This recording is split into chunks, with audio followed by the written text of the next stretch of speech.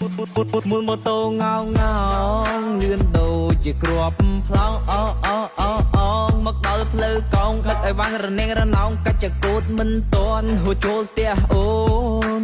ជ្រុលជាបានចូលហើយបានស្គាល់ហើយសុំណែនាំខ្លួនដូចជាមាននិស័យនឹងស្រស់ចរណៃទើបបងបានជួបងឮតែសំឡេងប្រៀបដូចជាភ្លេងរបស់ធារា